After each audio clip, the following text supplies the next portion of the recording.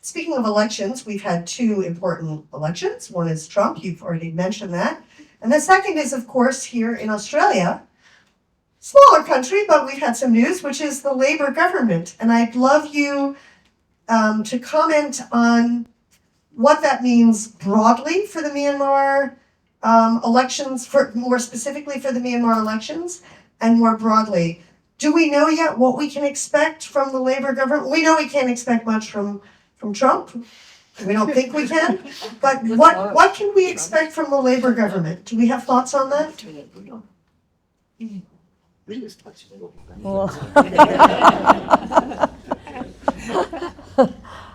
Look, and I'm not speaking for them, okay? And I don't know who's going to be Foreign Minister. I assume it will continue to be Penny Wong. But I think they will continue to say the things and take the positions they've taken, which is they say that the elections won't be legitimate. They've said that, and they accept there'll be a sham election. So that's what we can expect to continue. Australia always takes the position of ASEAN centrality, and we could go through that for hours, what that means. I'm never quite sure, but ASEAN centrality, and they'll continue to, speak out like that. I know people would like them to do more on sanctions, and I was a delegate at the Australian Labor Party National Conference and got through a motion. I got through where it was at least recognised they would look at the banks in Myanmar, and two of them, the two critical ones. But I know people would like them to be stronger on sanctions, and that's something that people can engage in and have that conversation about. But I think it will continue to be as it was. It's complicated if they do go to an election and Min Aung Hlaing says, yes, I've had an election. I know that he wanted to get 200 townships. There's 330 townships in Myanmar. And I know that the thinking in Naypyidaw is if we get 200, if we can cover that territory, it will be legitimate. I can't see how they can do that at all. And that was the thinking a while ago up there in Naypyidaw. I just can't see that can happen, and that just lessens it. And any democratic country cannot support it, and we are a democratic country. Just speak up a little bit in favour of the US, or that I'm feeling a bit more optimistic. The most important thing for the US policy, good Burma policy, is for Donald Trump not to pay it any attention at all, right? We don't want him getting involved or interested or anything like it. In a deal. Because, so the big danger is a deal is done.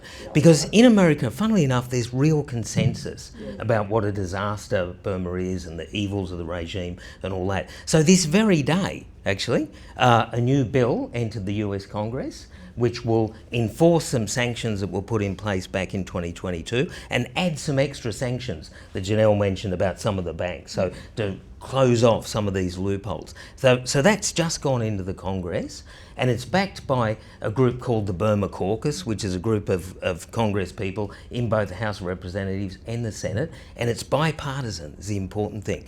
One of the strange things in America about Burma is that typically it's attracted at least as much Republican support, in fact sometimes more, when Mitch McConnell was head of the Republican Party in the Senate.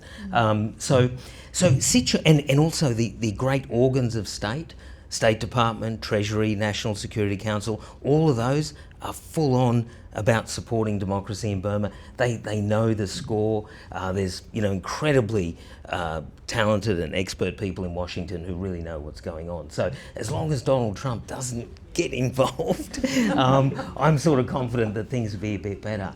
The other aspect, linking that now to Australia, and Janelle mentioned about the motion that she put, and I think Janelle's largely responsible for the fact that Australia sanctions two key banks.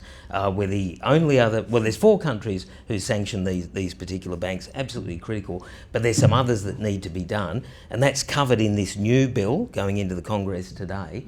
But What we need to do is argue for Australia to do the same.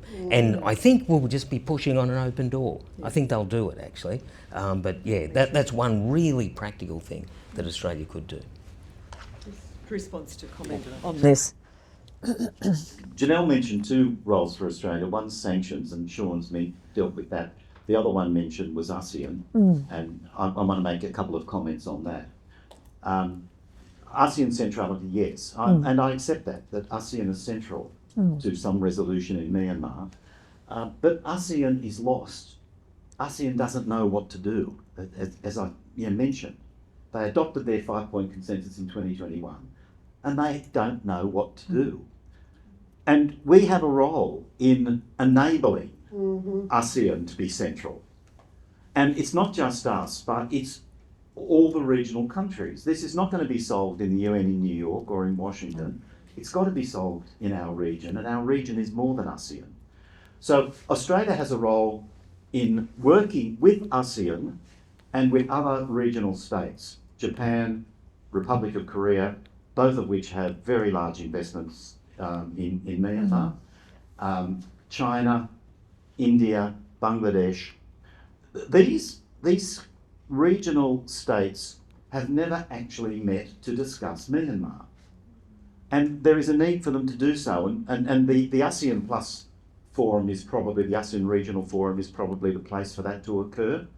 But Myanmar needs to be put on an agenda that is broader than just ASEAN. Yep. And Australia has a critical role to play in doing it. And part of that, I think, too, is taking up Sean's point about convincing China what is in its self-interest. And that's absolutely critical. China has a role to play in Myanmar. But China is our regional superpower that is acting like a lost child. And we need to help the lost child to find its way. Without using those words. Lest we be accused of more imperialism. But you're not wrong. I'm just saying, yeah. And I just wanted to say back to Sean. Sean is quite modest when he says, these things are happening in DC. He knows, because if you follow him as a fan, as I do, I'm like a fan. I follow him online. You see that Sean is in the meetings in DC. He's been to DC recently. He's in those meetings. So when he says that there is support, he knows it because he is in the room in DC. So we are really hearing it quite impressively from someone who's been there certainly more recently than I have.